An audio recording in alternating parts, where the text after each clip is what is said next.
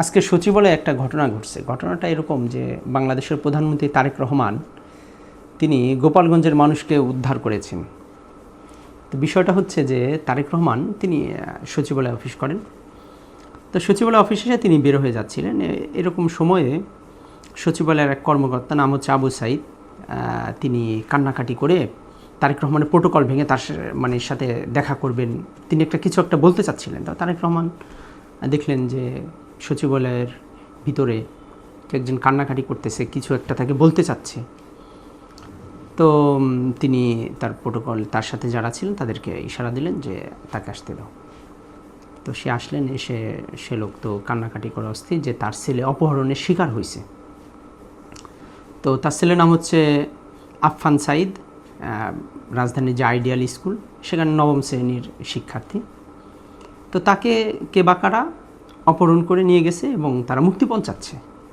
তো একজন পিতা যখন তার সন্তান এভাবে অপহৃত হয় এবং পরিবারের কাছে মুক্তিপণ চায়, সে তো ভয়ঙ্কর অবস্থা তার, কারণ সে তো কান্নাকাটি করতেছে এবং যারা অপহরণ করছে তারা বলতেছে যদি মুক্তিপণ না দেওয়া হয় তাকে মেরে ফেলবে।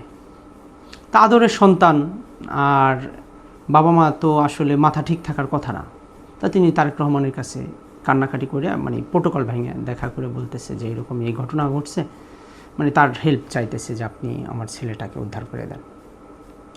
তো তারেক রহমান সাথে সাথে রেসপন্স করছে, তিনি ওই জায়গায় দাঁড়াইয়া স্ট্যান্ড বাই, তিনি কিন্তু ওইখানে যারা দায়িত্বরত আছে বিশেষ করে ডিসি মাসুদকে তিনি তখন সরাসরি ফোন দিয়ে এটা উদ্ধার করতে বলে এবং তারেক রহমান পদক্ষেপ নিয়ে আর 1 ঘন্টার মধ্যে কিন্তু খিলগাঁয়ের জোড়াপুকুর পাড়ে একটা নির্মাণাধীন ভবনের বিল্ডিং থেকে ওই যে ছেলেটা অপহরণের শিকার হয়েছিল আফফান সাইদ, তাকে কিন্তু উদ্ধার করে পুলিশ, উদ্ধার করে পরিবারের কাছে ফিরিয়ে দেয়। তো এই যে সচিবালয়ের কর্মকর্তা আবু সাইদ, তিনি হচ্ছেন গোপালগঞ্জে বাড়ি। তো তার যে সন্তান সে আইডিয়াল স্কুলে পড়ে। তো একজন প্রধানমন্ত্রীর কাছে বাংলাদেশের সকল নাগরিকের সমান, কার বাড়ি কোথায় এটা কিন্তু কোনো বিবেচ্য বিষয় না, এবং তারেক রহমান সেটি বিবেচনাও করেন নাই, তিনি এটা জিজ্ঞাসাও করেন না, এটা জিজ্ঞাসা করার কথাও না। একজন বিপদগ্রস্ত মানুষ, তার সহকর্মী যেহেতু সচিবালয়ে সে চাকরি করে এবং তার দেশের নাগরিক, সে বিপদে পড়ছে এবং হয়তো তার মনে হয়েছে যেহেতু অপহরণের শিকার হয়েছে সে হয়তো ভয় পাইছে তো অবশ্যই, এবং সে ভাবছে যে আসলে খুব দ্রুত কিছু একটা করা দরকার, কী করা যায় হয়তো দেখছে যে তারেক রহমান যেহেতু প্রধানমন্ত্রী বাংলাদেশে, সে এইখানে অফিস করতেছে এবং সে তো মানুষের খুব রেসপন্স করে, সাড়া দেয়, আন্তরিক। তো সুতরাং তাকে বললে হয়তো সে খুব তাড়াতাড়ি এটার একটা ফিডব্যাক পাবে, নাহলে মাইরে ফেলাবে তার ছেলেকে, এরকম কথাবার্তা বলতেছে। তো বাবা তো আসলে সন্তানকে উদ্ধার করার জন্য যে কোনো কিছু করতে পারে, ঠিক না? সে তাই তারেক রহমানের প্রোটোকল ভেঙে তার কাছে সাহায্য চাইলেন। তারেক রহমান ঠিকই রেসপন্স করলেন এবং ওখানে যে ভিড়টা দেখা গেল আপনারা হয়তো দেখছেন যে সেখানে কোনো প্রোটোকল ছিল না। তো এই ঘটনা মুহূর্তে কিন্তু সোশ্যাল মিডিয়াতে ভাইরাল হয়ে যায় এবং সবাই এখানে উল্লেখ করে যে গোপালগঞ্জে বাড়ি এবং তার ছেলেকে তারেক রহমান উদ্ধারে হেল্প করছে।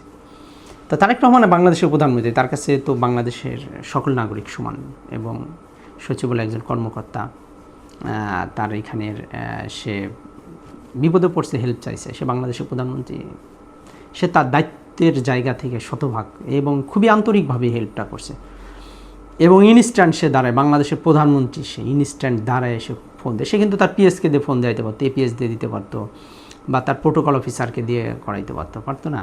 সে ইনস্ট্যান্ট দাঁড়ায়, নিজে ফোন দেয়া এবং বলছে, এবং 1 ঘন্টার মধ্যে ডাইরেক্ট অ্যাকশন। এই যে ঘটনা, এটা থেকে আমরা প্রত্যাশা করতে পারি বাংলাদেশে শুধু সচিবালয়ের কর্মকর্তা আবু সাইদ না, যে কোনো মানুষ বিপদে পড়লে সে যেন প্রশাসনের তড়িৎ গতিতে তাদের হেল্প পায়, সহযোগিতা পায় এবং সেই বিপদ থেকে জানি সে উদ্ধার হতে পারে।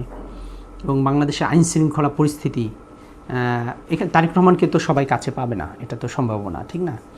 তো সুতরাং এই যে আইনের শাসনটা এবং যে কোনো ঘটনার প্রেক্ষাপটে খুব দ্রুত একটা ব্যবস্থা নিয়ে সেটাকে রেস্কিউ করা, সেটাকে সমাধান করা, এটা যাতে ঘটে, এটা কিন্তু যদি নিশ্চিত করা যায় তাহলে মানুষ কিন্তু ওই যে তিনি যে নিরাপদ বাংলাদেশের প্রতিশ্রুতি দিয়েছে তাহলে সেটা মানুষ পাবে এবং বাংলাদেশের মানুষ তাহলে হয়তো সুশাসন পাবে।